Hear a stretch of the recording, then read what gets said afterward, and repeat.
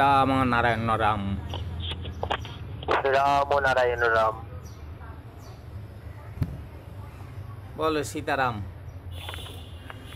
রাম নারায়ণ রাম। হুম। কালকে মানে আগের দিনে যে অডিও লাইভটা হয়েছে, তো এই নিয়ে অনেকেই অনেক রকম মন্তব্য করেছেন, ভালো বলেছেন, আবার অনেকে কমেন্টও করেছে বিভিন্ন রকম। তো ফেসবুকে তো আপনার এই অডিও লাইভের নিচে একটা দুটো কমেন্ট আছে দেখলাম, এটা বলবো। হুম। কুণাল মজুমদার বাবু একটা কমেন্ট করেছেন যে পরম পিতাকে জাস্টিফাই করব অন্য ভবিষ্যৎ বক্তাদের দিয়ে। আমরা ভগবান ছুঁয়েছি, তার সাথে কথা বলেছি। মানুষ তো জন্মায় এই জন্য, সাধনা করে এই জন্য। আর আমাদের কি পাওয়ার আছে? রাম নারায়ণ রাম ঠাকুর আমাদের আত্মবিশ্বাস। তোমার এই বক্তব্য নিয়ে কিছু বলবে? হুম। আচ্ছা, তো এই আর এই একজনই কি না তোমার কমেন্টে আরো একজন করেছেন, মানে অপছন্দ কজনের? আচ্ছা একটু বলে শোনাচ্ছি।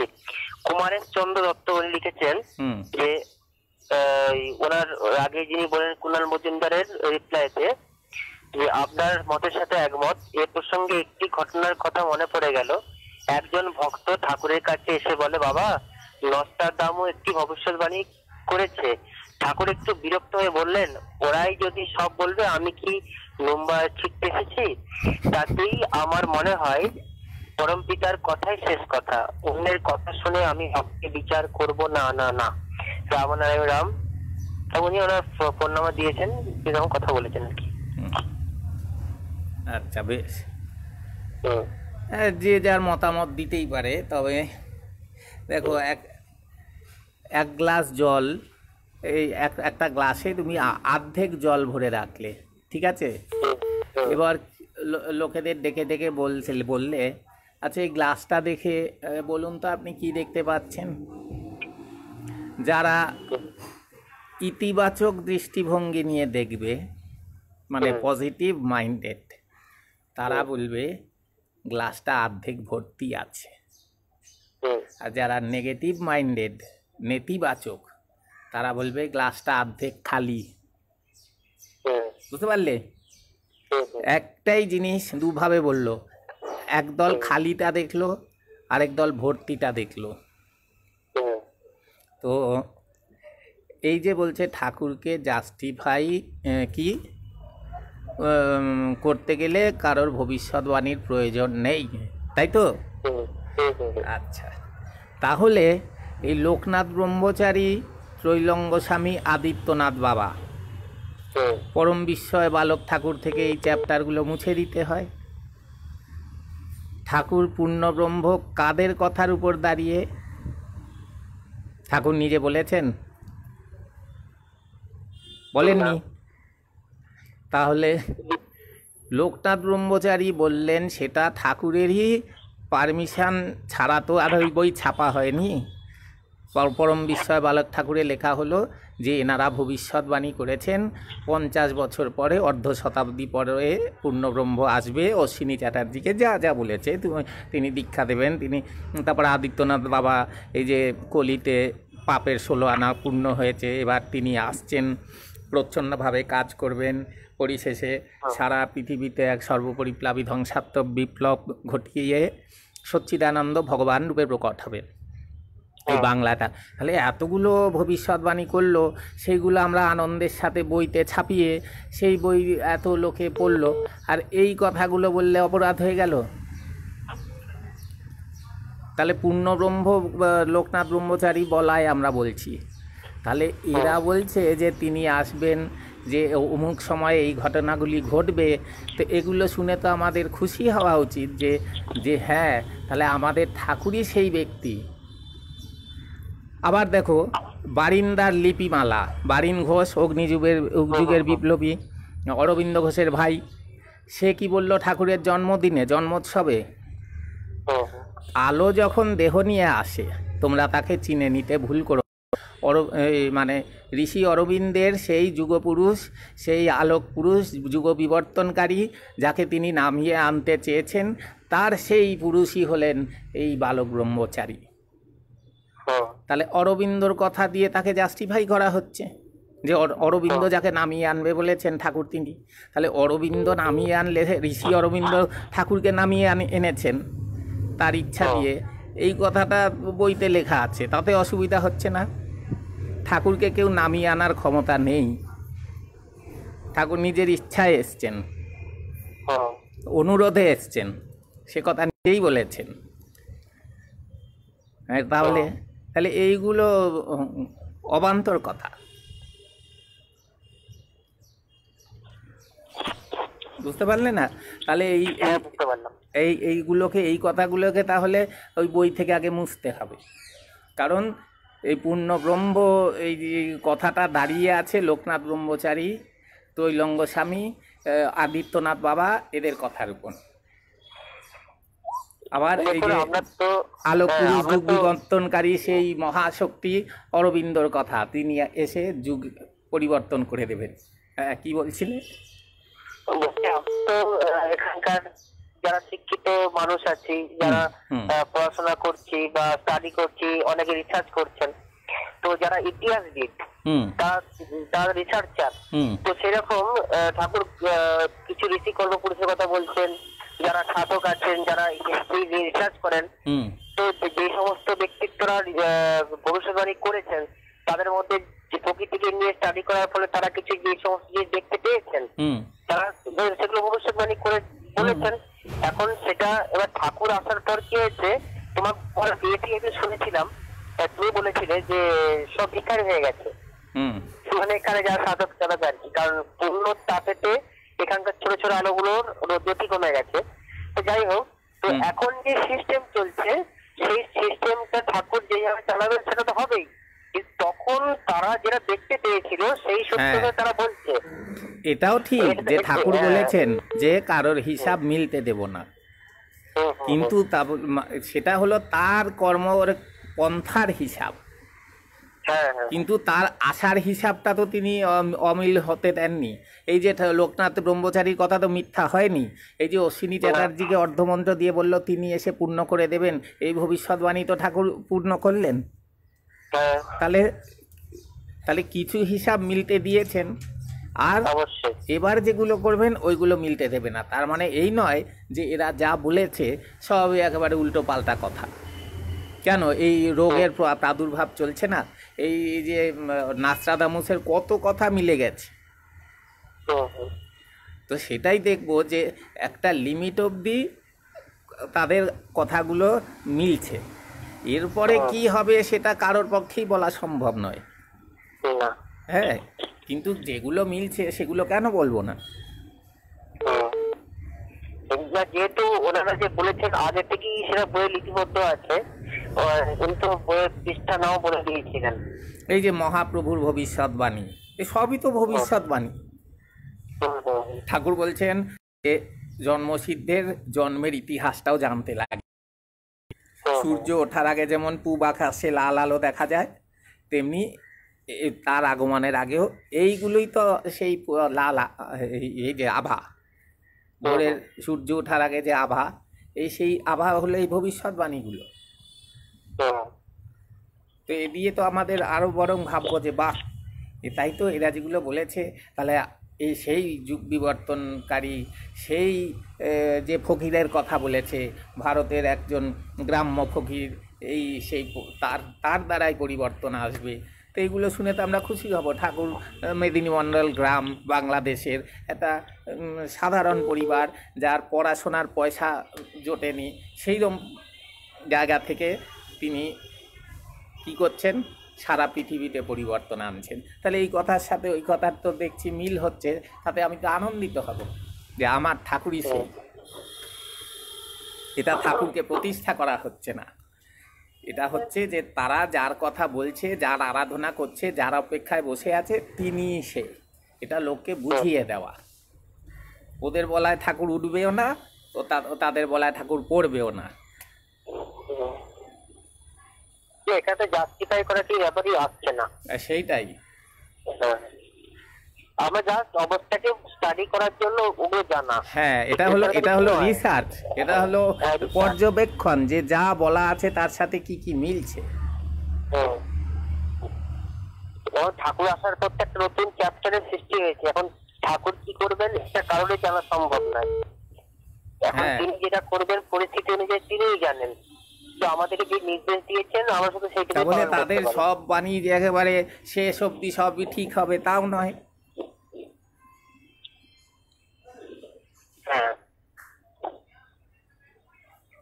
অনেক কিছুই নির্ভর করবে তার ইচ্ছার উপর।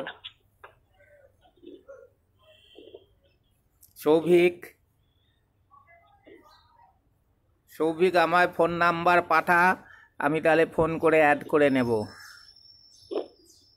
সৌভিক দে। তাছাড়াও আগে আলোচনা হচ্ছিল না যে বিভিন্ন রকম ধারার লোক থাকে আমাদের প্রকৃতি লোকে, সেই ভবিষ্যৎবাণী নিয়ে চর্চা করে ঠাকুরকে কাছে আসতে পারে। আসলে হ্যাঁ, নানান রকমের লোক আছে না, কেউ তত্ত্ব কথা শুনতে ভালোবাসে, কেউ ভবিষ্যৎবাণী কি করেছে সেগুলো মিলছে কি মিলছে সেগুলো ভালোবাসে, কেউ আবার ভক্তি ভাবের কথা ভালোবাসে, কেউ নাম গান ভালোবাসে, তাহলে এই অলৌকিক কথা কেউ শুনতে ভালোবাসে। তো সব রকম লোকের জন্যই বলতে হয়। একই ধারায় কথা বলে গেলে সবার তো এক ধারা নয়। তাছাড়া হয়তো টিভিতে মাঝে মাঝে দেখি ওই করোনা নিয়েও নাকি অনেকে মাঝে মাঝে দেখায় অমুক ভবিষ্যৎবাণী করেছিল, এই করেছিল, টিভিতে তো দেখায়। হ্যাঁ, একটা কি বাচ্চা ছেলে ওই সেও নাকি কি ভবিষ্যৎবাণী করেছিল, আবার কবে যাবে সেটাও নাকি ভবিষ্যৎবাণী করেছে। যাই হোক, আচ্ছা দাঁড়াও, আরেকজনকে যোগ করার কথা আছে। কটা বাজে এখন?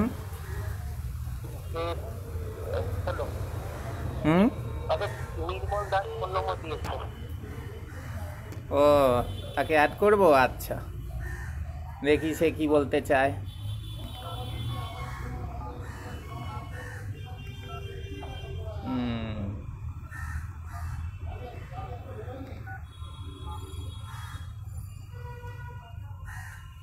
হরে কৃষ্ণ হরে কৃষ্ণ কৃষ্ণ কৃষ্ণ হরে হরে। হ্যালো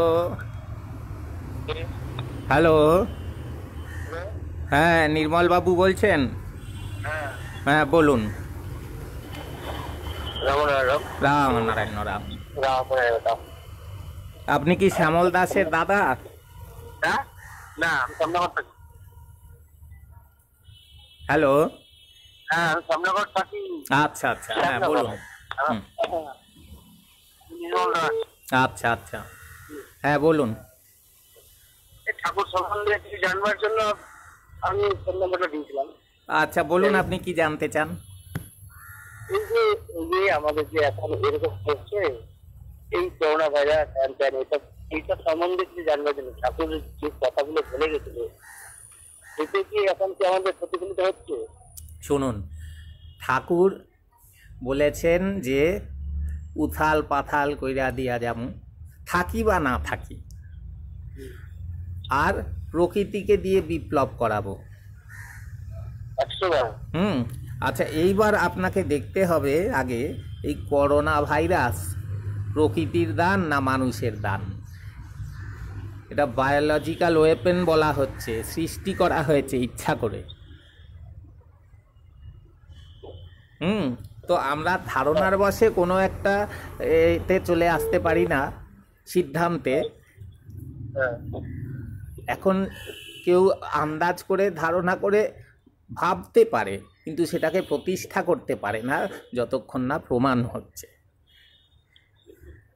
আমি ভাবতেই পারি, আমার অধিকার আছে যে এটা তিনি হয়তো করছেন, কিন্তু এটা তিনিই করছেন এইভাবে বলতে পারি না, কারণ সেটা আমার ধারণা। ঠাকুরের মুখের বাক্য এইটা আমি পড়াচালু বা অন্যান্য কিছু বই পুস্তক বা সেভাবে বই পুস্তক পড়ি না দিদি, কিন্তু আমি মোটামুটি মানে সান্নিধ্য সবার সাথে নাম গান করে বেড়াই সবার, এবং আমার যা সিনিয়র পার্সেন্ট আছে যারা বলছেন আমি শুনছি এবং মিলাচ্ছি, আর কিছু কিছু পড়াশোনার প্রতি ফলো আপ করছি, সেটা দেখছি ঠাকুরের কথা পুরোপুরি ভাবে মনে হয় পুরোপুরি ভাবে লেগে যাচ্ছে। বলুন, আপনি একটু বলুন। আমি বিশ্বাস করছি। হ্যাঁ, কিছু যেমন আপনি যেগুলো পেয়েছেন তার থেকে একটু দু একটা কিছু বলুন। বর্তমান সময়টা এই যে আমাদের যে বর্তমান সময়, আজকে আমাদের ঘরে বসে এইগুলো দিনে যারা সিনিয়র আমাদের, আমরা তো ঠাকুরের কাছে সান্নিধ্যে গেছি, আর 5 বছর বয়সে ঠাকুরের কাছ থেকে দীক্ষা নিয়েছি, 5 বছর কাছ থেকে আমি দীক্ষা নিই। এবং ঠাকুরের মিটিং বা ঠাকুরের ভাষণ তখন তো অত দেখতাম না, দৌড়াদৌড়ি লাফালাফি জায়গায় করতাম, তখন তো এত কঠোর ভাবে শুনতাম না, তখন অল্প বয়স বাচ্চা বয়স যেরকম। এখন তো যাই হোক, এখন যে বয়সটা হয়েছে, এখন যারা সিনিয়র যারা আছে আমার সামনাগড়ে, বাবুনন্দী নিশ্চয়ই চেনেন, সামনাগড়ে আমাদের বাবুনন্দী আছে এবং কিছু ও পুরোনো কর্মী আমাদের সামনাগড়ে, কথাগুলো সেই কথাগুলো ভিত্তি করে দেখছি যে ঠাকুরেরই কথা বলে, যে বইতে একদম বাজা বাজা বই, ঠাকুরের বই, প্রত্যেকটা বই পড়ে পড়ে শোনায় আর বোঝায়। বলতে দেখ এই যে দিনগুলো কাটাচ্ছিস, ঠিক ঠাকুর এই কথাগুলো বলে গেছে, ওই দিনগুলো হবে, আসবে, একদম পরিষ্কার ঠাকুরের কথাগুলো। হ্যাঁ, সে তো বলেইছে গৃহবন্দী অবস্থায় থাকতে হবে, ঘরে খাবার জমিয়ে রাখবি, এগুলো তো বলেইছে। তারপরে লাশের পাহাড় হবে, তাও বলেছেন। নতুন কিছু যদি আপনার কাছে পেতাম যে আগামী দিনে আমরা কিভাবে চলবো বা চলাফেরা, সবার সাথে তো সেরকম ভাবে আলোচনা করা উচিত, আমাদের তো সেরকম ভাবে হয়তো আমরা শিখে উঠতে পারি। হ্যাঁ, এগুলো কি বলছে Thakur? Watch, wait and see, then decide. তাহলে এখন শুধু দেখে যান, দেখতে দেখতে দেখতে যখন নিশ্চিত হয়ে যাবেন, তখন এখনই আমাদের কোনো সিদ্ধান্তে এসে যাওয়ার মতো সময় হয়নি। এখন স্টাডি করে যেতে হবে, দেখে যেতে হবে, মিলিয়ে যেতে হবে, বিচার করতে হবে। হ্যাঁ, সেটাই এখন আমাদের হলো স্টাডির সময়। এখন শুধু এই অবস্থার পর্যবেক্ষণ করুন, ঠাকুরের যা তত্ত্ব নির্দেশ সেগুলো খুব গভীরভাবে চর্চা করতে হবে, এবং যতটা পারেন সেইটা যতজনের মধ্যে পারেন ছড়িয়ে দেওয়ার চেষ্টা।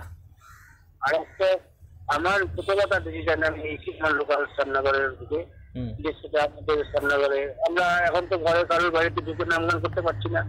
এক নম্বর আমরা এখন একটা ডিসিশন নিয়েছি যে 10 জন 15 জন 10 জন 5 জন 10 জন যা পাবো এই নিয়ে আমরা distance, local social distance maintain করে আমরা একটা নগর পরিক্রমা চালু করি। বেশ, আমরা বিকেল 4:30 থেকে 5:30 থেকে 6টা পর্যন্ত নগর কীর্তন করবো।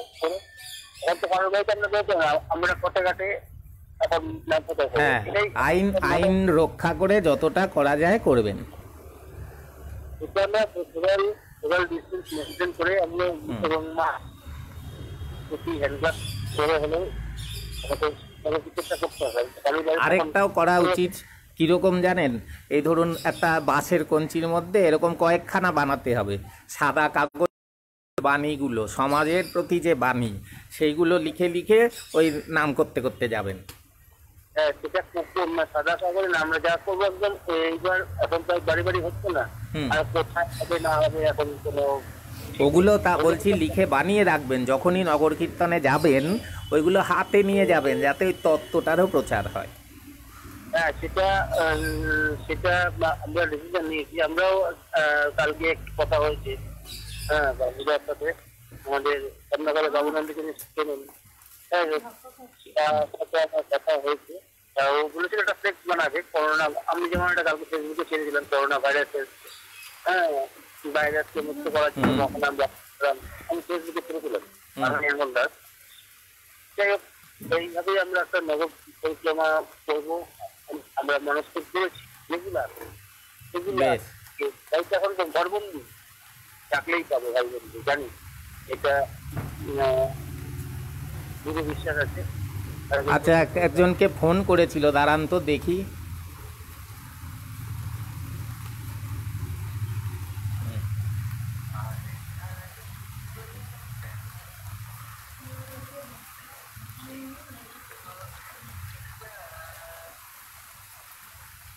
Hello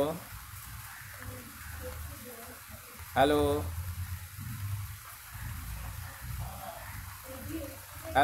hello.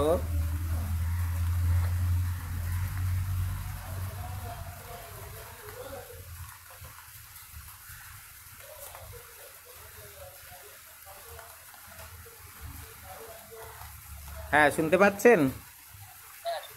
হ্যাঁ, বলুন। হুম। আমি মানে ইন্টারভিউ আমার ছোট কথায় আমি এইটুকু জিনিসটা দিয়েছি আমার লোকাল, মানে আমরা সত্যি কথা বলতে কি এখন নামগান পাবো পরিষ্কার, নামগান না থাকলে আমাদের মাথা খারাপ হয়ে যায়। ঠিক আছে, এবার আমরা খুব ছোটবেলা থেকে নামগানের সাথে যুক্ত তো, হ্যাঁ, এখন গান করতে পারছি না, যেন ঘরের মধ্যে মানে আমার মনে হচ্ছে বন্দি হয়ে গেছে।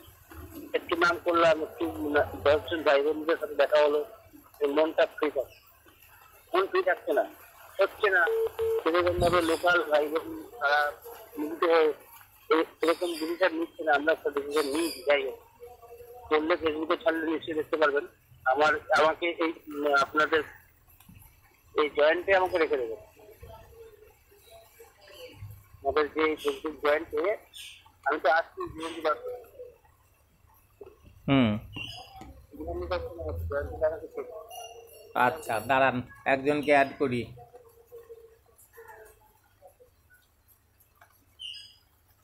হ্যালো সৌভিক, রাম নাম রাম। হ্যাঁ,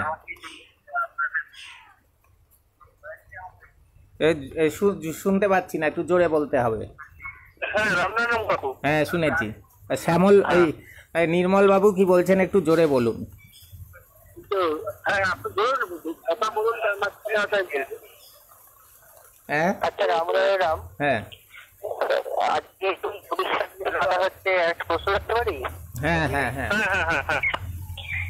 তো আজকের এই বিজ্ঞানের যুগে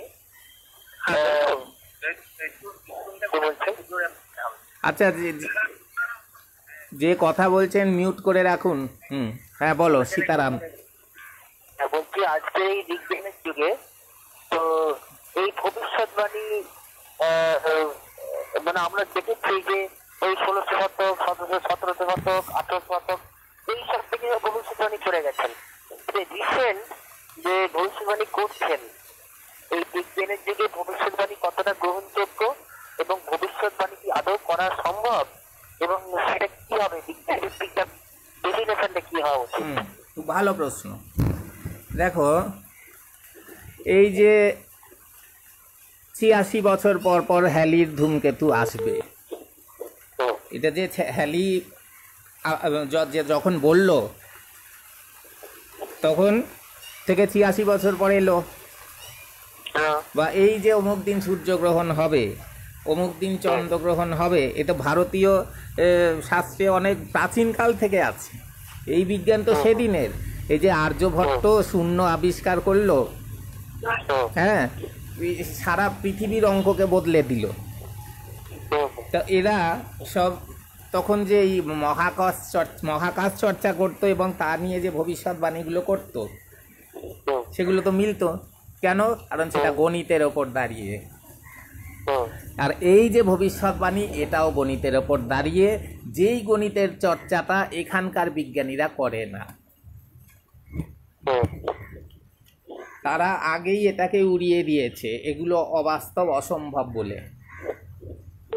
তাই জন্যে নিজেদের জানার পথে নিজেরাই একটা ব্যারিয়ার তৈরি করে দিয়েছে, একটা দেয়াল তুলে দিয়েছে, আমরা এটাকে স্বীকার করব না। কিন্তু যে সত্যিকারের বিচক্ষণ ব্যক্তি, সে আইনস্টাইন কিন্তু এরম লোক ছিল না। বা ওর নাম কি, ওর নাম কি, নিউটন ডাকিনী তন্ত্র চর্চা করত,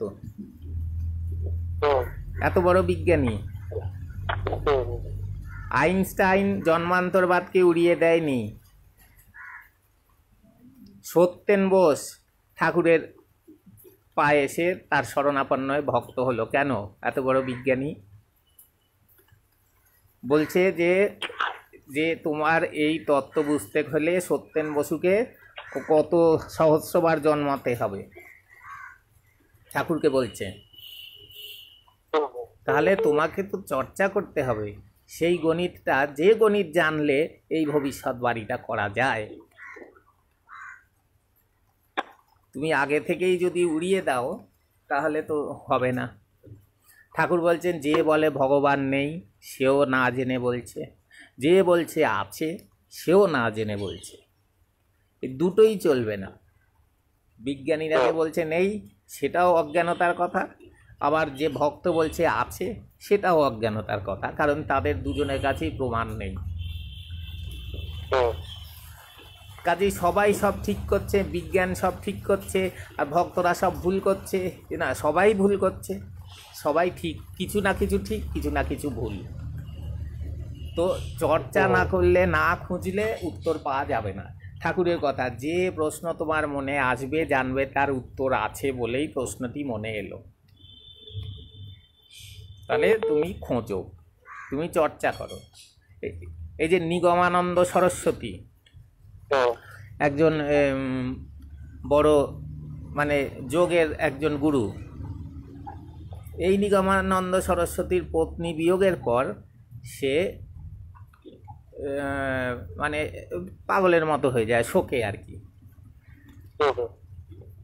সে তখন তাকে বউকে ফিরে পাওয়ার জন্য, আত্মাকে জানার জন্য বেরিয়ে পড়ল, বউকে পাওয়ার লক্ষ্য নিয়ে। কিন্তু ওই করতে করতে করতে যোগী হয়ে গেল। 4টে গুরুর কাছে সাধনা করলো। প্রেমিক গুরু, তার বই আছে, প্রেমিক গুরু, জ্ঞানী গুরু, যোগী গুরু, তান্ত্রিক গুরু। 4 গুরু ধরেছে, তাদের কাছ থেকে শিক্ষা নিয়ে তারপরে ঠাকুরের শিষ্য বলদার জমিদার, বাংলাদেশের কি রায়চৌধুরী নামটা মনে পড়ছে না, যাই হোক, হ্যাঁ মনে নেই, যাই হোক।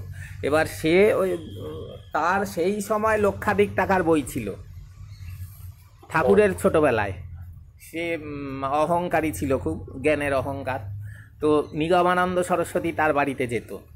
নিগমানন্দ সরস্বতী বলছে আমি আপনাকে দীক্ষা দিতে পারবো না, আপনার এত জ্ঞান, এত তার পাণ্ডিত্য। তো সে তারপরে ঠাকুরের কথা শুনে বলছে তাকে নিয়ে এসো। ঠাকুর তখন বলেছে যার দরকার সে আসুক। তারপরে সে গাড়ি টাড়ি পাঠিয়ে করে খাতির করে নিয়ে গেছে। নিয়ে গিয়ে তাহলে এই কেন বললাম যে এই যে নিগমানন্দ সরস্বতী যে এই দিকে এলো, যার ওই দিকে ছিলই না, সে কি করে এলো? এই আত্মা, এই বউয়ের মৃত্যু তাকে এই দিকে নিয়ে এলো। একটা শোক, এই যে ঠাকুর বলছে না, একটা আঘাত পেলে একটা ফুল ফুটলো। এই যে আঘাত পেলো, ওর কত বড় ফুল ফুটে গেল। হ্যাঁ, তো এইরকমই এই খুঁজতে হয়, খুঁজলেই জানা যায়। এটা না খুঁজেই একটা সিদ্ধান্তে এসে যাচ্ছে। এই যে বললাম না সেদিন যে বদ্ধ সাধনার মুক্ত সাধনার কথা, যে আগে থেকেই জেনে বসে আছে যে ইনি সব, এই দেবতার পুজো করলেই আমার সব হবে। আরে তুমি জানো কি, একটা পাও তো হাঁটোনি, তার আগেই জেনে বসে তুমি সাধনা শুরু করলে। তা তোমার উচিত কি ছিল? আমি কিছু জানি না, এই সৃষ্টির দিকে তাকিয়ে দেখি কি অদ্ভুত সচেতনতায় ভরা। প্রতি ধাপে ধাপে কত চিন্তা, কত সূক্ষ্মাতি সূক্ষ্ম কারুকার্য। এই তো এমনি হয়ে যেতে পারে না, এর পেছনে কোন শক্তি কাজ করছে আমাকে জানতে হবে। এই খুঁজতে খুঁজতে, প্রশ্ন করতে করতে করতে তারপরে এইটা হলো সঠিক সাধনা। না তুমি একটা মূর্তি এনে প্রতিষ্ঠা করে দিলে ইনি সব, ইনি একে পুজো করলেই সব হবে, এটা সাধনা নয়। ওইটাকেই বলেছি বদ্ধ সাধনা, আর ওইটাকে বললাম মুক্ত। আর তোমার যদি তুমি বিজ্ঞানী হও তাহলেও তোমার মুক্ত চিন্তা রাখতে হবে যে আমি যেটা করছি সেটাই ঠিক, আর এরা যেটা বলছে সেটা ভুল। এটা কিন্তু মুক্ত সাধনা নয়। এখন এই যে বললেন না যে হ্যারি ধূমকেতু বা সূর্যগ্রহণ, চন্দ্রগ্রহণ, যে সমস্ত অঙ্কমাফিক ম্যাথমেটিক্যাল ভাবে ঘটে যাচ্ছে, তো সেরকম ভাবে এই যে আমাদের আপনার মনের মধ্যে কি আছে সেটা আমি যে অন্তর্জামিতে যেটা বলে, তো এই সমস্ত বিষয়বস্তুগুলো জানার জন্য একটা থিওরি থাকার প্রয়োজন। এইগুলো সবেরই দেখো ঠাকুর কি বলছে, সব আভাস নেচার দিয়ে রেখেছে। তুমি যখন 1 ফুট লাফাতে পারো, জানবে তুমি 100 ফুটও লাফাতে পারবে। ঠাকুরের কথা কিন্তু, যে ক্ষমতাই তোমার একটু আছে সেটাকেই তুমি অনেক গুণে বাড়িয়ে নিয়ে যেতে পারো। তাহলে তেমনি ধরো তোমার বাড়িতে আজ কেউ এলো, তার আচরণ ভাবভঙ্গি এসব দেখে, দৃষ্টি দেখে তুমি বললে মনে হচ্ছে আজ তোমার মনটা ভালো নেই, বাড়িতে কি অশান্তি হয়েছে। এটা অন্তর্জামিত্বের এক ধাপ, বুঝতে পারলে? তখন বললে হ্যাঁ ঠিকই বলেছেন। তো এইরকমই এটা যখন আরেক ধাপ উঠবে, আরেকটু গভীরে চলে যাবে, আরেকটু বেশি বুঝবে।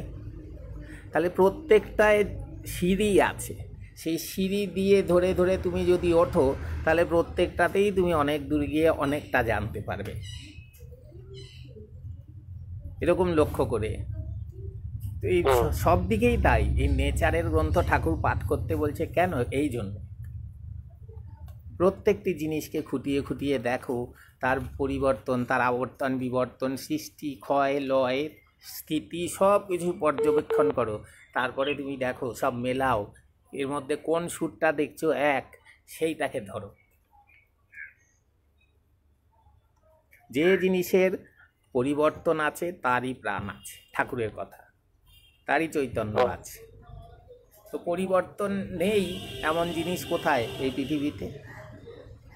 এই যে সূর্য, সেও কিন্তু জ্বলে যাচ্ছে, জ্বলতে জ্বলতে শক্তি ক্ষয় হতে হতে হতে একদিন সে কিন্তু রূপান্তরিত হয়ে হয় রেড ডোয়ার্ফ হয়ে যাবে, নয় সুপারনোভা হয়ে যাবে, রেড জায়ান্ট হয়ে যাবে, ফেটে যাবে, নানান কিছু হতে পারে। এরকম থাকবে না। তাহলে এই যে এটা আছে, এই পরিবর্তন যে আছে, এই যে গতি আছে, এইটাই প্রাণ, এটাই চৈতন্যের বিকাশ। তো এইভাবে ধরে ধরে তোমার গভীরভাবে চিন্তা করতে হবে, মগ্নতা চাই, খোঁজ চাই, একান্ত চাই। সারাক্ষণ এইদিক ওদিক মন দিয়ে রাখলে এ কী করলো, সে কী করলো, এর সমালোচনা, তার নিন্দা, ওইগুলো ভাববে কখন? সৌভিক, হ্যাঁ কিছু বলার থাকলে বল। হ্যাঁ, যেটা দুটো জিনিস জানার আছে অ্যাকচুয়ালি। প্রথমটা যেটা জানার বিষয় সেটা হলো, আমরা যেটা তথাকথিত বলি ষোড় ঋতু, 6টা ঋতুর কথা বলি। হ্যাঁ, তো সেগুলো আমাদের মানে মানুষের জন্যই দেওয়া হয়েছে, মানে আছে আমাদের মধ্যে বিদ্যমান। ঠাকুর বলেছে এগুলো কখনো ত্যাগ করা যায় না। আমার সাধারণ শাস্ত্রে বলা হয়েছে এগুলো ত্যাগ করতে হবে, খুব ভালো কথা। কিন্তু যেখানে সৃষ্টির প্রয়োজন ছাড়া কিছু হয় না, সেখানে এই পরিণতির প্রয়োজনটা কি ছিল, যেখানে এটাকে ত্যাগ করা বা দমন করার কথা বলা হয়েছে, দেওয়া হলো কেন? দেওয়া হলো কেন? হ্যাঁ, আচ্ছা, এই যে এর মধ্যে ষড়ঋতু কি? কাম, ক্রোধ, লোভ, মোহ, মদ, মাৎসর্য, তাই তো? আচ্ছা, কাম যদি ত্যাগ করে ফেললে, যদি না থাকে, তাহলে সৃষ্টি এগোবে? হবে না। কিন্তু আবার সেইটার জন্য ওইটাই করে যাব, সেটাও তো নিয়ম নয়। তাহলে প্রয়োজনে যতটা, সেইটা এই জীবজন্তুকে দেখো, প্রয়োজনে যতটুকু সেইটুকু, ওই জন্যটা দরকার। তেমনি তোমার ক্রোধের দরকার। তোমার এই যদি সন্তান যদি অবাধ্য হয়, যদি বিপথে যায়, শাসন করবে না? হ্যাঁ অবশ্যই। আচ্ছা, জায়গা ভিত্তিকে, প্রয়োজন ভিত্তিকে। তাহলে সারা বছর পেটাবে তাকে? না না না, একদমই না। না। আচ্ছা, লোভ, তুমি পড়াশোনা করো, তোমার ইচ্ছা হলো আমি ফার্স্ট বয় হব, সব থেকে ভালো রেজাল্ট করব, এটা কি খারাপ লোভ? না না না, এটা তো নিজের প্রগতির জন্য। হ্যাঁ, তাহলে এখন যদি বলি এ বাবা কি যশোলিপসা দেখেছো, ফার্স্ট হতে চায়, তাহলে কেউ আর ফার্স্ট হতে চায় না, সবাই পড়াশোনা করছে না, খারাপ হব আমি, আমার যশ হয়ে যাবে, কম করে পড়াশোনা করি। তাহলে সব কটারই প্রয়োজন আছে, কিন্তু মাত্রা মতো। আচ্ছা, তুমি বেমাত্রায় যদি ইউজ করো, ঠাকুর বলেছে কি তোমার কাম, ক্রোধ, লোভ, মোহ সব থাকবে, কিন্তু উৎকটটাকে বাদ দাও। উৎকট মায়া, উৎকট কাম, উৎকট লোভ, এইগুলোকে বাদ দাও। আচ্ছা, তাহলেই হলো, মাত্রা মতো ইউজ করো। বুঝতে পারছি। আচ্ছা, আরেকটা কি? আরেকটা হলো, আরেকটা হচ্ছে উপলব্ধির উপর একটা প্রশ্ন আমার। উপলব্ধি খুবই একটা বাস্তব জিনিস, মানে এটা মানে বাস্তবতা উপলব্ধি দুটো পাশাপাশি একই জিনিস প্রায়। তো যদি কেউ কোনো বস্তু, ঠাকুরের বিভিন্ন তত্ত্ব আছে, কোনো তত্ত্ব উপলব্ধি করতে যায়, ঠাকুরের বিভিন্ন তত্ত্ব আছে, দেহি বিদেহী, সেগুলো মানে স্বাভাবিকভাবে আমাদের উপলব্ধি, আমার চেতনার মধ্যে সে ঠাকুরের কথাগুলো ওই মাত্রা কিন্তু আসে না বা পৌঁছায় না, ঠাকুর যেই মাত্রাতে কথাগুলো বলছে, কিন্তু সেগুলো কিন্তু উপলব্ধি করতে চাই, সেই উপলব্ধির পথটি, সেই মাত্রায়, মানে সেই উপলব্ধি অ্যাকচুয়াল। আমরা কিন্তু বেশিরভাগ ক্ষেত্রে সেই কথাগুলো, হয়তো আমার ক্ষেত্রে বলছি, বেশিরভাগ ক্ষেত্রে কিন্তু সেই কথাগুলো নিজের চিন্তা হিসেবে সাজিয়ে নিই। তো সেই অ্যাকচুয়াল উপলব্ধি করতে করার পথটা কথা, যেখানে আমার চেতনা সেই জায়গায় পৌঁছাচ্ছে না, কিন্তু উপলব্ধি করতে চাইছি আমি। একদিনের কথায়, একদিনের বই পড়া, একদিনের শ্রবণে কি করে হবে? দিনের পর দিন করতে হবে। যেমন আমি তো একটা ঘটনা বলি। এই ফৈয়াজ খানের দাদু, ফৈয়াজ খান হলো, তাকে বলা হতো আফতাবে মৌসিকি, মানে সঙ্গীত আকাশের সূর্য। বড় গুলাম আলী, ফৈয়াজ খান, আমির খান, এরা সব এক একজন স্টলওয়ার্ড। তো ফৈয়াজ খানকে সবার উপরে সম্মান দেওয়া হতো। সেই ফৈয়াজ খানের দাদু সম্ভবত, সে বসন্ত বলে একটা রাগ আছে, বসন্ত ঋতু, সেই বসন্ত রাগ, সেই রাগ গাইছিল। গাইতে গাইতে একটা কোকিল এসে তার মাথার টুপির ওপর বসে পড়ল। কোকিল না বুলবুলি, যাই হোক, ঠিক মনে নেই। তাহলে সুরের কি এফেক্ট, কি উপলব্ধি, কোন জায়গায় পৌঁছালো? বা এই যে রাগ গাইতে গাইতে যে বৃষ্টি হওয়া, এগুলো কিন্তু আজগুবি গল্প নয়। এমন সাউন্ডের ভাইব্রেশন এমন জায়গায় পৌঁছায়, এমন একটা রিয়াকশানের সৃষ্টি হয় যে বৃষ্টি হবে। তো সেই জায়গাটা তোমার উপলব্ধি করতে গেলে কি করতে হবে? বহু বছরের সাধনা চাই। দিনের পর দিন সেই সা সা রে রে গা গা মা মা পা পা এই করতে হবে। তখন করতে করতে কি হবে, তোমার কাছে সঙ্গীতটা তখন তোমার মানে কন্ট্রোলে চলে আসবে। তখন তুমি যে সুরটা বার করবে, সেই সুরটা হবে সাচ্চা সুর। যেমন এখন অনেকে গান গায়, বললো সা, এই যে সা বললো, তুমি ভাবলে শ্বাস লেগেছে, কিন্তু যে সূক্ষ্ম সঙ্গীত, শাস্ত্রীয় সঙ্গীত একেবারে সূক্ষ্ম অবস্থায় আছে, একদম উপরের লেভেলে, সে বলবে বাবা তোমার সাটা লাগেনি, মানে সুরের থেকে একটু কম বেশি আছে, একটু কাঁপছে, সাধারণের কানে ধরা পড়বে না। এই যে আমি তো গান শুনি কত লোকের, নাম করা আর্টিস্টদেরও গান শুনছি, কত বেসুরো লাগায়, কেউ বোঝেই না। এই মানে এই যে হিন্দি ফিল্মের এত নাম করা গায়ক গায়িকারা, এদেরও আমি গান ধরে ধরে বেসুরো দেখিয়ে দেব, কিন্তু সেটা সাধারণ লোক বুঝবে না, তারা আহা হা হা করে শুনছে। তাহলে যখন তোমার সেই জায়গায় পৌঁছতে গেলে তোমার সেটাকে চিনতে হবে। যেমন ঠাকুর আলাউদ্দিন খাঁকে বলছে, কত সায়ের মানে কি, বলে আল্লাহ রে কইতে পারতাম না, মানে বলতে পারছি না, সায়ের মানে জানে না। তাহলে সায়ের মানে বলতেই কদিন লাগবে? তাহলে সে তো সঙ্গীতজ্ঞ, সে এত বড় সঙ্গীতজ্ঞ, কিন্তু সে সায়ের অর্থ বলতে পারছে না। তাহলে তাকে আরও সাধনার কত গভীরে যেতে হবে। তাহলে সেই রকমই তুমি যা বলছো যে আমি এটা উপলব্ধি করতে চাই, উপলব্ধি করতে গেলে তোমার চর্চা করতে হবে, দিনের পর দিন তোমায় ঘষতে হবে।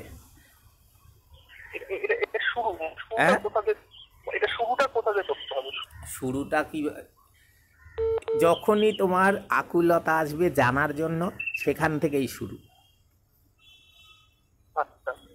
ঠাকুর কি বলেছেন শিবের কথা? শিব এখানে সেখানে শ্মশানে মশানে এদিকে ওদিকে যাচ্ছে, দিনের পর দিন করছে, কোনো সাড়া পায় না, সুর পায় না, সে হতাশ হয়ে গিয়ে শেষে শিব একদিন এমন বাসায় বসলো, এমন দৃঢ়তার সঙ্গে, এমন জানার নিয়ে ব্যাস সেই যে বসে গেল, ডুবে গেল। তো সেইরকম বসাটা আমাদের বসা হচ্ছে না, সব ওপর ওপর। এই তত্ত্ব আলোচনা হচ্ছে, চলো একটু গিয়ে শুনি, এই দুটো প্রশ্ন করি, একটু এই বাহবা নিই, ব্যাস হয়ে গেল। তারপরে সেইটাকে নিয়ে যে নিজে এসে আবার সেটাকে চটকানো, সেইটা কই? ওইটার অভাব। তো তোমায় চটকাতে হবে, পিন্ডি চটকাও। তখন যখন চটকে চটকে নরম হয়ে যাবে, তখন দেখবে টক করে গিলে নেওয়া যাবে। একটা আস্ত আলু লিয়ে নাও, গেল পারবে না, তখন তাকে চটকাতে হবে, চটকে নরম করে তখন গিলে ফেলতে পারে। তো আমাদের জ্ঞানটা, ঠাকুর বলছে কি, জ্ঞান তরল করে। তো আমাদের জ্ঞান মানে কঠিন হয়ে আছে, তাই গিলতে পারছি না। ওটাকে তাপ দাও, চর্চা দাও, সাধনা দাও, তখন সেটা কিন্তু নরম হয়ে যাবে, তরল হয়ে যাবে, তখন যেখানে সেখানে তার গতি হবে। আর শেষ জিনিস জানতে চাইছি, মানে এটা আমার মানে শেষ জিনিস, তারপর আর জানার কিছু নেই। হ্যাঁ, মানে এটাই না, সেটা না, এটা আমার জানা নেই। মানে ঠাকুর বলেছে বীজ মন্ত্র ও মহানাম দুটো, মানে ধান আচ্ছা, যারা বীজ পাওনি তারা মহানাম করবে। মহানাম তো উচ্চস্তরে করার জন্য দেওয়া, কিন্তু কেউ যদি এটা বীজ মন্ত্র হিসাবে মানে ওইভাবে মনে মনে করতে চায়, সেখানে কি একই বীজ মন্ত্রের মতনই সেই তার ক্ষমতা সেভাবে মনে মনে করলেই হতে পারে? কোনটা আরেকবার একটু জোরে বলো। হ্যাঁ, বললাম যে মহানাম আর যে বীজ মন্ত্র, এটা তো ধানের চাল পরিবর্তিত রূপ। হ্যাঁ, যেটা মহানাম ঠাকুরের দেয়া, এটা তো ধান এবং চাল, যে বীজ মন্ত্র মহানাম, ধান আর চাল। মহানাম হচ্ছে উচ্চস্বরে করার জন্য, আর বীজ মন্ত্র হচ্ছে মনে মনে। যারা বীজ মন্ত্র পায়নি তারা অবশ্যই মহানাম করবে। তো মহানাম কি মনে মনে যদি কেউ জপ করে, সেখানে কি একইভাবে? তিন ভাবে করা যাবে, তিন ভাবে। একটাকে বলে বাচিক, একটাকে বলে মানসিক, একটাকে বলে উপাংশু। একটা জীব নেড়ে, একটা হলো মুখ নেড়ে, আর একটা হলো মনে মনে। এই যে যখন বলছো রাম নারায়ণ রাম, এটা হলো বাচিক। আবার জীব নেড়ে ভেতরে ভেতরে মুখ বন্ধ, জীবটা নড়ছে, এটা উপাংশু। আর মনে মনে কিছুই নড়ছে না, শুধু চিন্তায় আছে, ওইটা মানসিক। এই তিন ভাবে করতে পারো। তার সাথে আবার 4 নম্বর হলো সুরে কীর্তন। মানে রাম নারায়ণ রাম কীর্তন, রাম নারায়ণ রাম, রাম নারায়ণ রাম বাচিক। জীব নেড়ে উপাংশু, মনে মনে মানসিক, কোনো অসুবিধা নেই। আচ্ছা, শিবের মতো বসতে গেলে কি দৈনন্দিন কাজকর্ম সব বন্ধ করে দিতে হবে?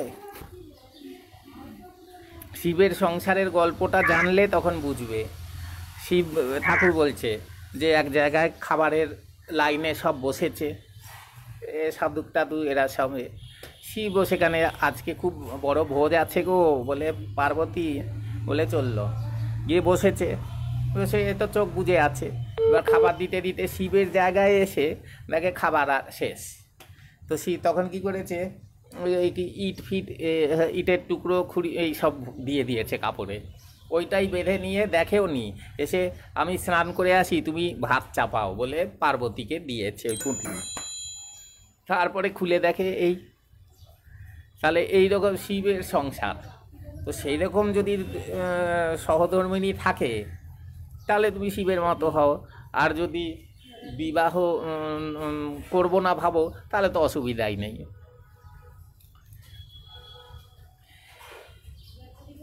তবে ঠাকুর সংসার ছেড়ে সব করতে বলেননি, আমাদের করার অনেক সময় আছে, কিন্তু আমাদের করার মনটা নেই, ইচ্ছাটা নেই। এই আর ক্লান্ত হয়ে গেছি, আর বসতে ইচ্ছে করছে না, আর কাল করব, এইরকম করে চলছে। কিন্তু তুমি যদি একটা সময়, ঠাকুর তো বলেই দিয়েছে রাত্রের বেলা বিছানায় বসে এই 3টে অবধি, 12টা থেকে বা 1টা থেকে করো, কে বারণ করেছে? সারা ঠাকুর তো বলেনি সারাদিন বসে থাকো, ওই সময় করো। কজন করে? শিব যে হেল্পটা পায়নি, ঠাকুরের সন্তানরা সেইটা তার থেকে অনেক গুণ পেয়ে গেছে। 12 আনা ঠাকুর করে দিয়ে রেখেছে, 4 আনা করতে বলেছে, সেইটাও করছে না। কি বলেছে কত এই সীতারাম, 21,000 বছর 21 ঘন্টা করে নাকি? হ্যাঁ, জব করে যা পাওয়া যায় না তোমরা একটু খুশিতে পাচ্ছ। হ্যাঁ, তাহলে তারা এত হাজার হাজার বছর ধরে চেষ্টা করে যা পায়নি, তা আমি সেটা একটু খুশিতে দিচ্ছি। তো সেইটাও যদি আমরা হাত পেতে নিতে না পারি, সে কার অক্ষমতা? কর্ম ধর্ম, এখানে কোন কোন কর্মের কথা বলা হয়েছে? এ সোজা উত্তর, বিবেকের অনুমোদনে যে কর্মই করবে সেইটাই ধর্ম, তার বিরুদ্ধে যেটাই করবে অধর্ম। যে পরিস্থিতিতে তোমায় বিবেক যে কাজটি করতে বলবে সেটাই ধর্ম। যখন সেটা খুন, সেটাই ধর্ম। ওই যে দেশের জন্য যখন তুমি লড়াই করছো, তখন তোমায় খুন করতে হয়, শত্রুকে মারতে হয়, তখন সেটাই ধর্ম।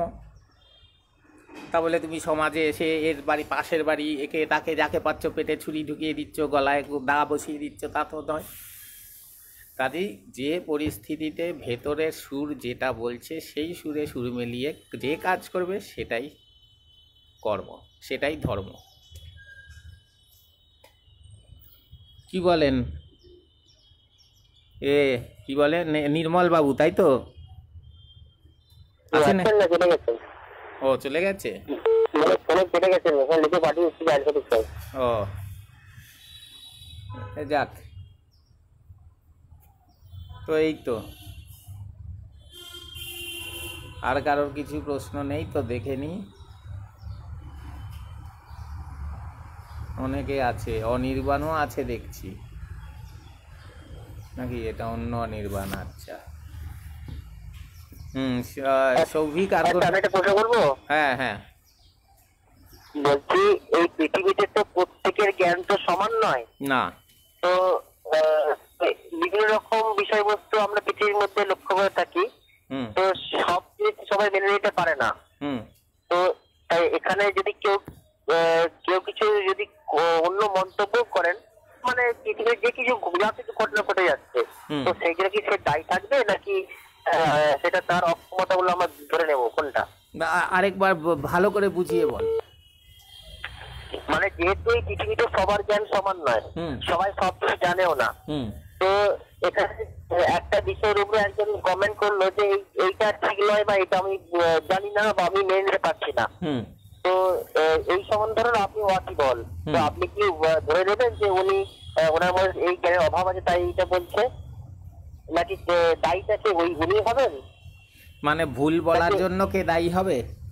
হ্যাঁ, নাকি আমাদের পরিবেশ সবাইকে জ্ঞানের দিক থেকে বৈষম্য সৃষ্টি করেছে? না না, এক একজনের বোঝার মাত্রা এক এক রকম, তো সে এক এক ভাবে সে পয়েন্ট অফ ভিউ,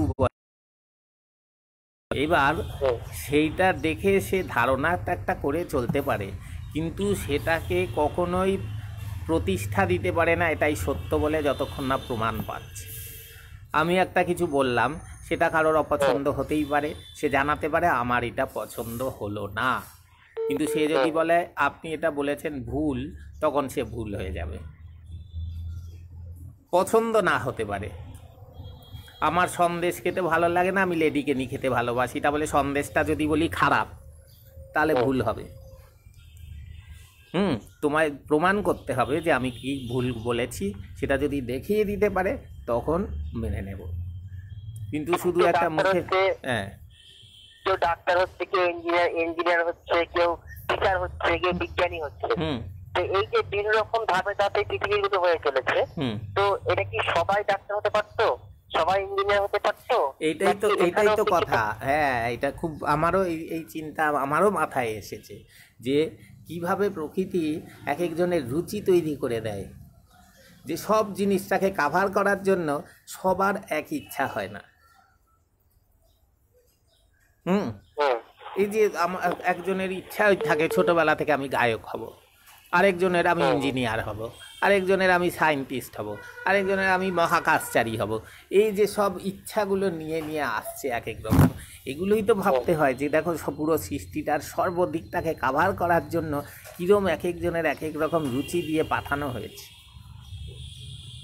আমি এটা ভাবছিলাম যে একটা বাচ্চা যখন জন্মগ্রহণ করলো, তার কিছু মানে ধরুন 10 বছর হলো, তখন তার পিতা মাতা যেটা পছন্দ করে সেইটাই কি তার বাচ্চার উপর চাপিয়ে দেয়? তুই এটা হবি? হ্যাঁ, চেষ্টা করে, কিন্তু সব সময় সেটা হয় না, কখনো কখনো হয়, অনিচ্ছা সত্ত্বে সেটা হয়। হ্যাঁ, সেটাও হয়, কিন্তু সারা জীবন আফসোস করতে থাকে। যেমন আমার বাবার ইচ্ছা ছিল সে শরৎ প্লেয়ার হবে। এটা আলাউদ্দিন খান ঠাকুরকে তো বাবা বলতো, আমার রাম, হ্যাঁ, আর আমার বাবাকে কাকা বলতো। বাবার বয়সী, কিন্তু সে মানে আমার বাবাকে বলছে কাকা। এবার ঠাকুরের সামনে একদিন আলাউদ্দিন খান শরৎ বাজাচ্ছে, আর কেশব ভট্টাচার্য নামে একজন তবলা বাজাচ্ছে।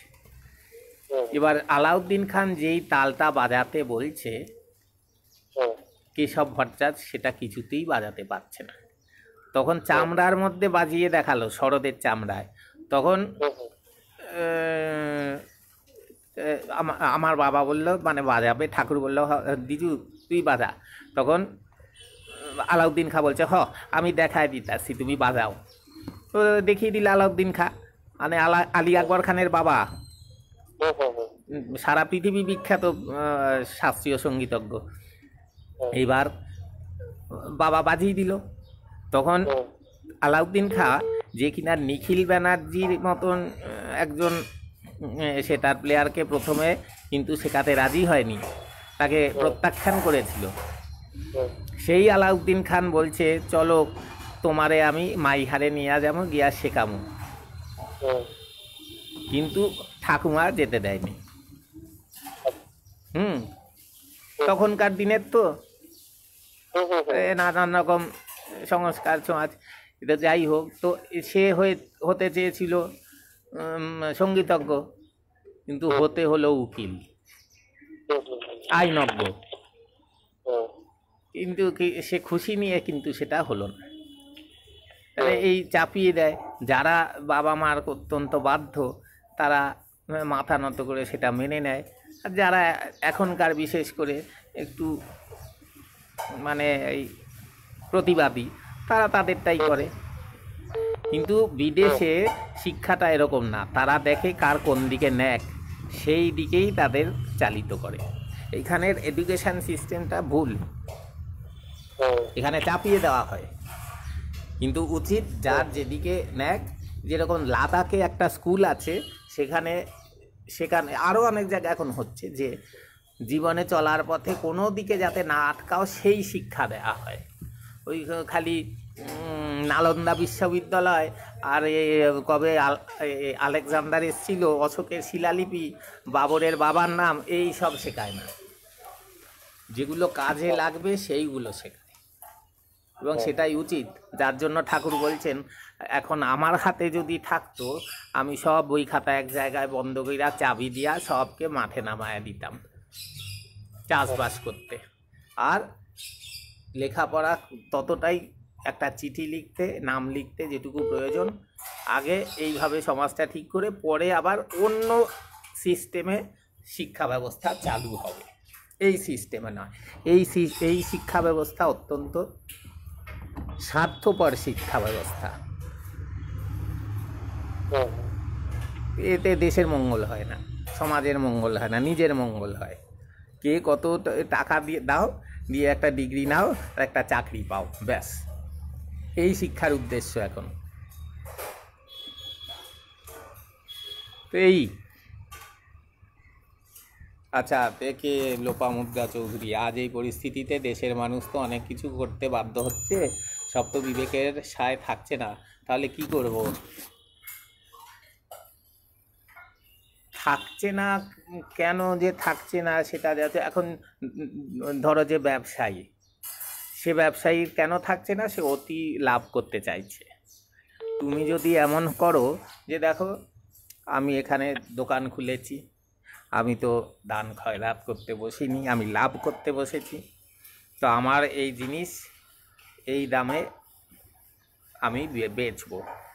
যেমন আমার পাড়ার মুদির দোকান আছে, সেইখানে বাজারে যেটা ধরো 50 টাকা দাম, ও সেটা 52 টাকা নিল।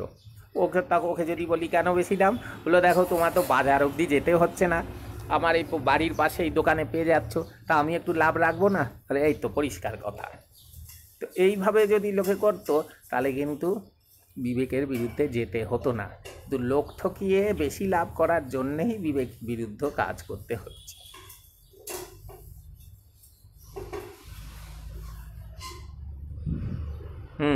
সৌভিক। হ্যাঁ কাকু, ঠাকুর যেটা বলেন আবিবেক, আর আমরা তথাকথিত যে বেদ বলি ঋক, শ্যাম, যজুর্বেদ, এগুলো তো একই না। ঠাকুরের বেদ যেটা যেটা ঠাকুর বলছে যে সৃষ্টির ধারা পাতা যে বেদ, এই দুটোর মধ্যে কোনো ডিফারেন্স আছে? দুটোই এক মানে? না না, ঠাকুর যে বেদটার কথা বলছে সেই বেদটা হলো এই সৃষ্টির যে ধারা, যে নিয়ম, এটাই বেদ।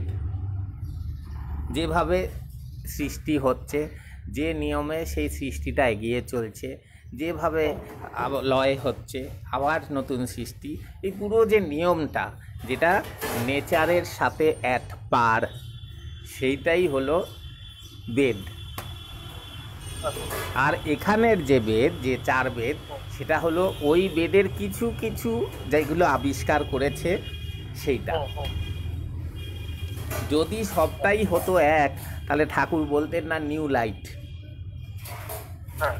তার মানে এরা সেই পুরো লাইট তো পায়নি, সেই আলোর কিছু বিচ্ছুরণ পেয়েছে, সেটাই 4 বেদে লিপিবদ্ধ করেছে। আর ঠাকুর একেবারে সোর্স থেকে বলছেন, এইটাই তফাৎ। তুমি সমুদ্রের ধারে দাঁড়িয়ে আছো, আর তুমি তারপরে তুমি এক বোতলে করে একটা সমুদ্রের জল তুলে বাড়ি ফিরে এসে বললে এই যে দীঘার সমুদ্র নিয়ে এসেছি, এইরকম কেস।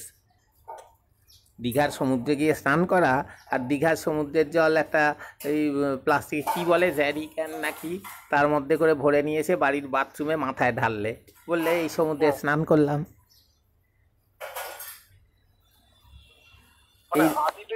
সর্বজীবের জন্য, সর্বপ্রকৃতি, সর্বসৃষ্টির জন্য। এইটাই ঠাকুরের ধর্ম যেটা বলছেন প্রকৃতি, সেটা হলো সবার জন্য। আর এইখানে যে 4 বেদ, সেটা হলো মানুষের উন্নতি, মানুষের সমাজ, মানুষের আত্মদর্শন, যাই হোক, এই বেদ উপনিষদ সবটাই সর্বজীবের কথা ঠাকুরই বলেছেন। আরেকটা জিনিস বলতে চাইছি, ঠাকুর বলছে যে তোমাদের যে মহানাম দিয়েছি, সেই মহানাম হচ্ছে 25,000 সিঁড়ির ওপরের মহানাম, মাত্রার দিক থেকে হোক, সুরের দিক থেকে হোক, কিন্তু ঠাকুর যে মহানাম দিলেন, সেই মহানামকে তো ঠাকুর আমাদের পৃথিবীর তথাকথিত সপ্তম সুরের উপরে নির্ভর করেই দিলেন। মানে বোঝাতে পারলাম কি? হ্যাঁ বুঝেছি। হ্যাঁ, আর অক্ষরগুলোও তো পৃথিবীর উপর নির্ভর করেই দিলেন। এমন ঠাকুর নিজেকে প্রকাশ করলেনও পৃথিবীর উপর নির্ভর করে, এই 2টো চোখ, একটা কান, এই 2টো নাক, একটা নাক, একটা মুখ, হাত পা। তাহলে যেখানে যে পরিস্থিতি, যে আবহাওয়া, যে মাত্রা, সেখানে তো সেইটার চর্চাই দেবেন। যার জন্য বললেন এখানে আমি প্রয়োজনে কালী ধরি, কৃষ্ণ ধরি, শিব ধরি, এখানে এইভাবে দীক্ষা দিয়ে সন্তান করার পন্থা চলে বলে এইভাবে দিচ্ছি। তা এখানে তো এই সুরটা বলছে 10,000 মাত্রার উপর, সারেগামা পাধানিসা। তাহলে সেটাও তো অনেক উঁচু, সেটাকে টেনে এনে এরা বলছে। তো ঠাকুর তার থেকেও আরো উঁচু থেকে নিয়ে এলেন, দিয়ে এই সুরের সাথে মিলিয়ে বলছেন এই এখানে বাংলায় সেটা রামনারায়ণ রাম সুইট কোটিং দিয়া তোমাদের দিলাম। আমি যতটা মানে ঠাকুরের ব্যাপারে আমি যতটুকু মানে উপলব্ধিতে আসতে পেরেছে ঠাকুরের তত্ত্বগুলো। কি কি দেবযান বইটার নাম? হ্যাঁ, বিভূতিভূষণ। হ্যাঁ, আমি শুনেছিলাম, আমি এটা শোনা কথা আমার, যে বিভূতিভূষণ বন্দ্যোপাধ্যায় বইটার লেখার পিছনে মানে ঠাকুরের দ্বারা দেওয়া দর্শনের মাধ্যমে কিছু একটা এই ব্যাপারটা একটু একটু বলবেন কি? কি লাস্টটুকু বুঝলাম না। মানে এই যে বিভূতিভূষণ বন্দ্যোপাধ্যায় যে এই দেবযান বইটা লিখেছিল, মানে যে দর্শনের উপরে যে বইটা লিখেছিল, দর্শন শাস্ত্রের উপরে, এই এই দর্শনটা ঠাকুরের বিভূতিভূষণ বন্দ্যোপাধ্যায়কে, এই ব্যাপারটা আমি শুনেছি। মানে এই ব্যাপারটা একটা কথাই বলছি, তগ লেখক আমার কাছে আইতো এই সুইন্না সেগুলোই একটু রং চড়াইয়া লিখছে। আচ্ছা আচ্ছা, হ্যাঁ। সে কোত্থেকে জানবে? হ্যাঁ হ্যাঁ, যে এরা লেখকরা তো এই জীবন থেকেই তো উপাদান গ্রহণ করে, হ্যাঁ হ্যাঁ হ্যাঁ, সেগুলোকে তারপর নিজের মনের মাধুরী মিশিয়ে লিখে দেয়। তো সে ওই রকমই লিখেছে, কিন্তু সেটা বেশ সুখপাঠ্য, আমি পড়েছি। হ্যাঁ হ্যাঁ, আমি রিসেন্ট পড়লাম, বইটা পড়ে মানে ঠাকুরের তত্ত্বে অনেকগুলো মানে ভাবের মধ্যে মানে পরিষ্কার হয়েছে, অনেকগুলো ভাব। যেমন ঠাকুর বলছে যে সুরের কথা, সুর যে সুর ছবির মতো যে সুর, এবং যে ঠাকুরকে তোমাদের যে সুরে নিয়ে যাব। তো এইটা এই জিনিসটা পরিষ্কার হলো আমার কাছে যে দুটো সুরের মধ্যে পার্থক্য আছে। সুর যেটা আমরা পারসিভ করি, মানে আমরা বুঝতে পারি, হ্যাঁ, এটা হচ্ছে আমাদের পারসেপশন লেভেলের উপরে যতটা আমরা গ্রহণ করতে পারছি। আর ঠাকুর যে সুরের কথা বলছে সেটা কিন্তু এই মুহূর্তে এই অবস্থায় এই দেহে আমাদের পারসেপশনের মধ্যে নেই। ঠাকুরের সুরটাকে যদি সঙ্গীতের সুর ভাবো তাহলে মুশকিল। একদম এক্স্যাক্টলি, এটাই বলছি, এটা ভুল হবে। সুর মানে কি? মানে মিলতি। হ্যাঁ হ্যাঁ, তোমার মনের সাথে আমার মন মিলে গেছে, এক সুরে আছে, সেখানে গানের প্রয়োজন নেই। বুঝতে পারলে? কথার সুর, কথার সাথে কথা মিলে গেল, তেমনি প্রকৃতির নিয়মের সাথে তোমার নিয়ম মিলে গেল, এক সুরে এসে গেলে এইটাই সুর। যেই নিয়মের ধারায় সৃষ্টিটা চলছে সেটাকেই ঠাকুর সুর বলছেন, আর তার বিরুদ্ধে যে কর্ম সেটাই অসুর। অসুর সুর আর অসুর মানে কি গায়ক আর বেসুরও? তা না, সুর মানে ওই দেব গুণযুক্ত, আর অসুর মানে অপগুণযুক্ত। তো সেইটাই, তুমি যখন নেচারের সাথে মিলতিতে চলে আসবে, তো সেই উদ্দেশ্য পূরণের পথে তোমার কর্মগুলো হবে, তখন তুমি সুরের পথের পথিক। আচ্ছা, উজ্জ্বল সরকার প্রশ্ন করেছে, দেবতাদের মধ্যে হিংসা, যুদ্ধ, মদ পান, অমুক তমুক, দ্রৌপদীর বস্ত্রহরণ, পাশা খেলা, আরও কত কিছু আছে। দেবদেবীরাই এত উঁচুতে থেকে যদি এরম করে, তাহলে মানুষ হয়ে কি করতে পারি? সীতারাম ওই যে প্রশ্ন করেছে, বলেছে আমি বা সীতা, প্রশ্নটা দেখো, উত্তর দাও। দেবে উত্তর। আমাদের দেশে দেবদেবীর মাত্রা বেশি, তাই ওরা দেবদেবী হয়েছেন। আমি দেখলাম দেবদেবী ইচ্ছা, আমি এই নিয়ে বেশি কিছু বলতে চাইছি না, তবে আমরা সবটাই অনেকটাই ধারণার বসে চলি। তো আরেকটা জাস্টিফিকেশন একটা কথা বলেছেন যে আমি যাহা করি তোমরা করতে যেও না, আমি যাহা বলি তোমরা শুধু সেটা করে যাও, তোমাদের জীবন উন্নতি হবে। তো এখন আমাদের ঠাকুরের ক্ষেত্রে যদি বলি, ঠাকুর গলাকাটা সন্তোষের নাম আমরা সবাই শুনেছি। তো ছোটবেলায় খেলতে খেলতে সন্তোষের গলাটা কেটে দিয়েছিল। তো আবার সবাই তখন ঠাকুরকে বকাবকি করছিল, তো তারপর মাথাটা এনে আবার তার মধ্যে গলার মধ্যে লাগিয়ে জল ছিটিয়ে দিল, বেঁচে গেল। তো এখন যদি সাধারণ মানুষকে একটা করতে দিতে বলে যে তুমি করে দেখাও তো ভাই, কি করতে পারবে? তো তিনি কেন করেছিলেন, কি জন্য করেছিলেন, তো সেই সবকিছু বিচার্যের ব্যাপার। তো সেইটা নিয়ে আমাদের মানে ধরলে হবে না, আমাদেরকে ধরতে হবে কি তার তত্ত্বটা, তার থিওরিটা, তিনি কি বলতে চেয়েছেন। এছাড়াও এবার যাদেরকে আমরা দেবতা বলছি, তো এই দ্রৌপদী বস্ত্র, এইসব এক একটা কি বলবো, একটা আইরনি।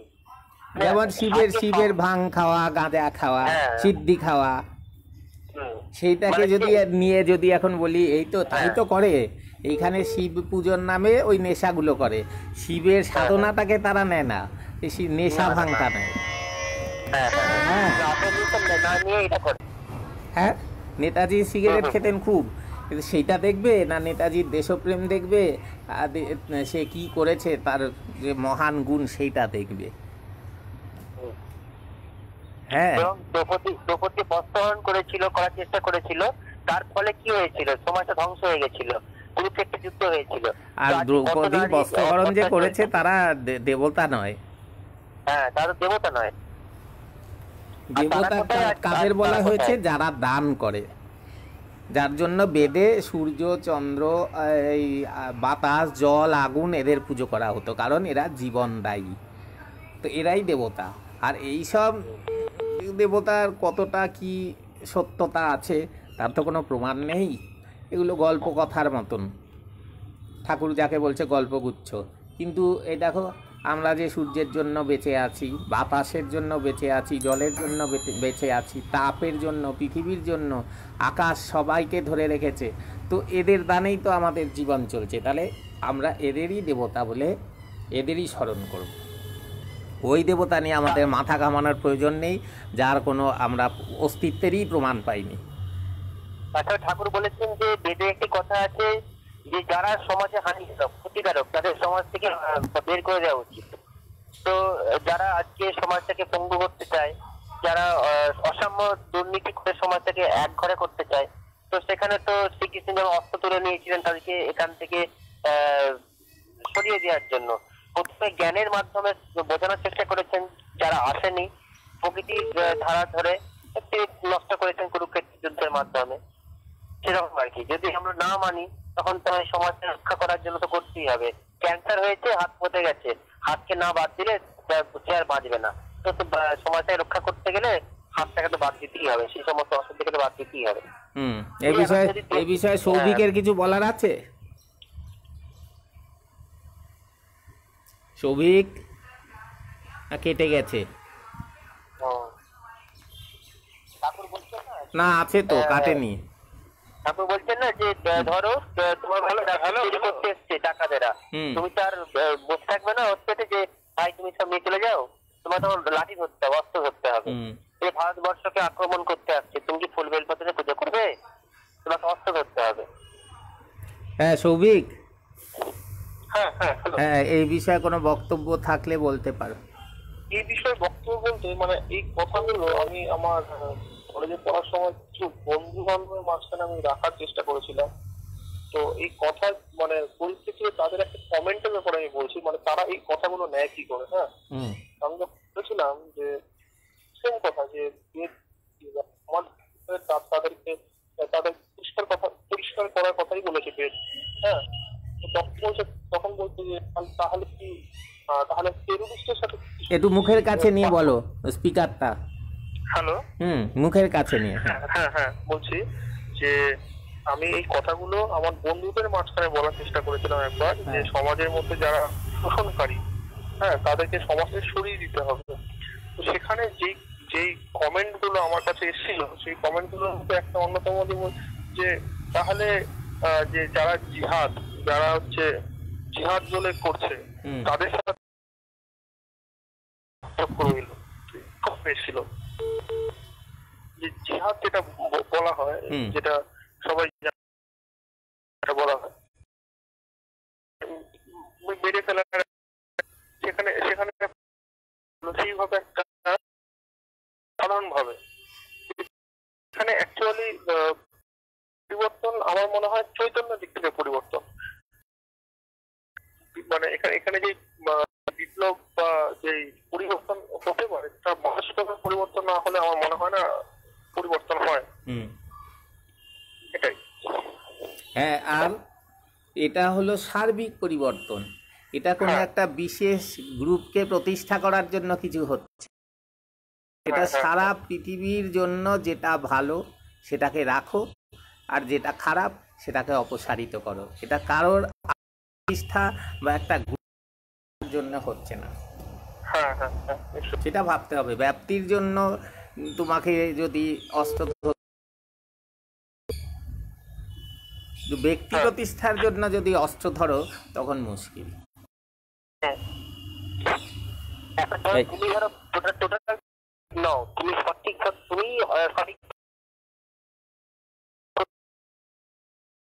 দাঁড়িয়ে যাবে। আর ঠাকুর তো বলছেই আমি আমি এই ওই বিপ্লবের কি বলে আদেশ দেব না, আমি দেখবো তোমরা সুরের মাধ্যমে, প্রেমের মাধ্যমে, তত্ত্বের মাধ্যমে টেনে আনতে পারো কি। জ্ঞানের বিপ্লব এক কথায়। কারণ একজনকে হয়তো মানে যদি সত্যি কেউ যদি খারাপ থাকে, আমি তাকে হয়তো মেরে ফেলতে পারি, কিন্তু তার মধ্যে যে পাপ বা সে যে পাপটা ছড়িয়েছে সেটাকে চলে যাচ্ছে না। না, মেরে ফেলে কোনোদিন এর সমাধান হবে না, কখনো হয় না, ঠিক। এটা মানসিকতার পরিবর্তনের জন্য একদম বিপ্লব। এটা হচ্ছে জ্ঞানের বিপ্লব হতে হবে। জ্ঞান বলতে তথাকথিত জ্ঞান নয় অবশ্যই, যেটা প্রকৃতির জ্ঞানে জ্ঞান। হ্যাঁ, যে আমার কি হওয়া উচিত, কি আচরণ করা উচিত, সেই জ্ঞানটা নিজেকে ফুটিয়ে তোলার জ্ঞান। এই যাকগে, আজকে আর কথা বাড়াবো না, একটু নাম করে শেষ করে দাও। তাহলে কি ব্যাড কোয়ালিটি নিয়ে দেবতা কি রনেন সিনহা বলেছে, ব্যাড কোয়ালিটি কি? তো কালিও তো হাতে খড়গ নিয়ে অসুরকে কেটেছে, দুর্গা তো ত্রিশূল গেঁথে দিয়েছে। নাশ করলে মঙ্গল হয়, সেটা করলেই ঠিক, এর জন্য কোনো এটা দিয়ে খারাপ বিচার না, আমায় দেখতে হবে এটা ভালো হচ্ছে কিনা, এর মানে সবার জন্য। এই যে যেমন বলে ট্রেন চালাচ্ছে ড্রাইভার, ট্রেনের মধ্যে 2000 লোক আছে, দেখা গেল একটা গরুর রেল লাইন পার করছে, এবার গরুটাকে বাঁচাতে গিয়ে ব্রেক কষে দিল, 2000 লোক মরে গেল। কোনটা করবে? গরুটাকে কেটে ফেলো, কিন্তু 2000 লোককে বাঁচাও, সেটাই স্বাভাবিক, তাই না? তো সেই রকমই মঙ্গলের জন্য যদি খারাপ করতে হয়, সেটা দৃশ্যত খারাপ কিন্তু আদতে ভালো। তাহলে এই যে প্রকৃতি বন্যা, এই অগ্নুৎপাত, এই ঝড় ঝঞ্ঝা, এই যে এগুলো যা হচ্ছে, তা তো সব খারাপ, প্রকৃতি খারাপ বলতে হয়, এত লোক মেরে ফেলছে, কিন্তু ব্যালেন্স মেনটেন করার জন্য তাকে সময়ে সময়ে এগুলো করতে হচ্ছে। তাহলে প্রকৃতির একটা নিজস্ব নীতি আছে, থিওরি আছে, তো সেই থিওরি অনুযায়ী এবার সেই ব্যাপারটা আমরা ঠিকঠাক বুঝি না, কিন্তু যারা যুগবতার যুগটাকে পরিবর্তন করতে আসেন, তিনি সেই প্রকৃতির থিওরি অনুযায়ী সেই সিস্টেম ভাবে তারা সেটা করে যান। তো সেটাকে নিয়ে আমাদের ক্ষুদ্র চিন্তা দিয়ে আমরা ভাবি যে কি ভুল করলেন, উনি খারাপ করলেন, আমাদের মানে বোঝার ক্ষমতা থেকে আমরা বলি, কিন্তু প্রকৃতির ন্যাচারাল যে থিওরি আছে, যারা যুগবতার সেই ক্ষমতা নিয়ে যারা আসেন প্রকৃতির সাথে এক হয়ে, ওই জন্য তো তাদেরকে একটা মানে মহামানব বলে ওই একটা করা হয়, যেমন ওয়ান পার্সোনালিটি বলে, যেমন শ্রীকৃষ্ণ, গৌরাঙ্গ মহাপ্রভু শুনেছি, বা যারা সমাজটাকে ভালো করার চেষ্টা করেছেন, তারা প্রকৃতির সাথে এক হয়ে কাজ করার চেষ্টা করেছেন যারা, তারা সেইভাবেই তো প্রকৃতির থিওরিটাকে বোঝানোর চেষ্টা করেছেন, কিন্তু আমরা সে বুঝি না, তাতে আমাদের মনের মধ্যে দোদুল্যমান সৃষ্টি হয়, এটা করা ঠিক করলো না, করলে ভালো করলো। আচ্ছা, বিশ্বরূপ ব্যানার্জি বলছে এই আলোচনা খুব জরুরি, পরিধি আরও বাড়ানো হোক। হ্যাঁ, পরিধি তো বাড়াতেই চাই, তার জন্যই তো এখানে লোককে বলছি ফোন নাম্বার দিয়ে অ্যাড করছি, সবাই সবার মতামত জানাক, কে কী বুঝছে, কী বুঝতে চায়, কী বোঝাতে চায়, সব বলুক, সবাইকে বলার জন্যই আমার ডাকা। তবে সেই বলার জন্য একটা মিনিমাম তো অবস্থায় আসতে হবে, যাতে কথাটা সর্বজন গ্রাহ্য হয়, উল্টো পাল্টা না হয়, এইরকম আর কি। তো যাই, আজকে এই অবধি থাক। একটু এই সৌভিক কোথায় গেল?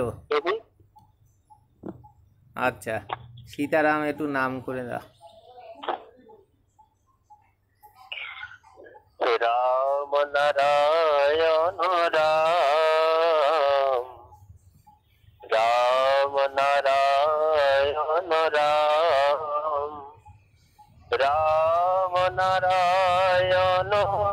রাম নারায়ণ রাম নারায়ণ রাম নারায়ণ রাম নারায়ণ রাম রাম নারায়ণ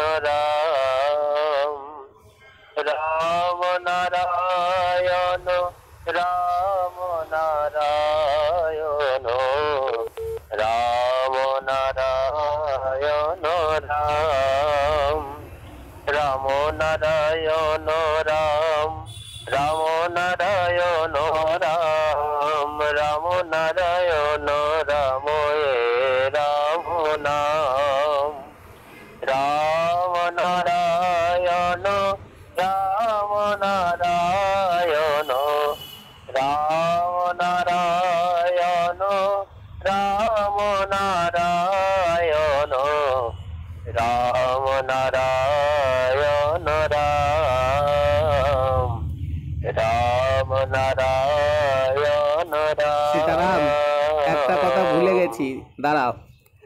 একজনকে অ্যাড করার কথা ছিল, তাকে অ্যাড করতে আমি ভুলে গেছি।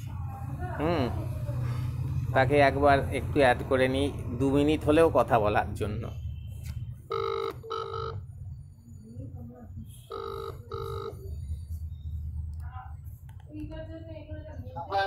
বিনয়, আমি ক্ষমা প্রার্থী, আমি তোমায় ফোন করতে ভুলে গেছি। আরে বাবা, ক্ষমা প্রার্থী কে আছি? আমি কি আমার জানাই? এই তো আবার তোমায় যোগ করে দিয়েছি। তোমার জন্য এক্সটেনশন হলো একটু। আরে নাম হয়ে গেছে, আর কোনো কথা না, আবার আরেক দিন হবে। না, তুমি একটু কিছু বলে যাও। আরে আমি আর কি বলবো, আমার কিছু বলার নেই।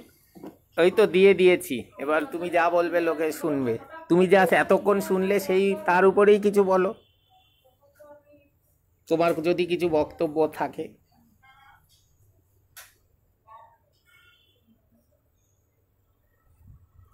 হ্যালো,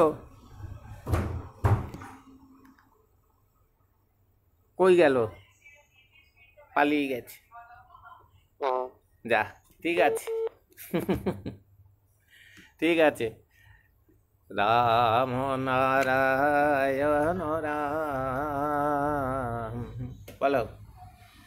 রাম নারায়ণ রাম নারায়ণ রাম নারায়ণ রাম নারায়ণ রাম নারায়ণ রাম নারায়ণ রাম রাম নারায়ণ রাম নারায়ণ রাম রাম নারায়ণ রাম রাম নারায়ণ রাম হে রাম নাম। রাম নারায়ণ রাম নারায়ণ রাম নারায়ণ রাম নারায়ণ রাম রাম নারায়ণ রাম মহাকাশের মহাসরগ্রাম রাম নারায়ণ রাম রাম নারায়ণ রাম রাম নারায়ণ রাম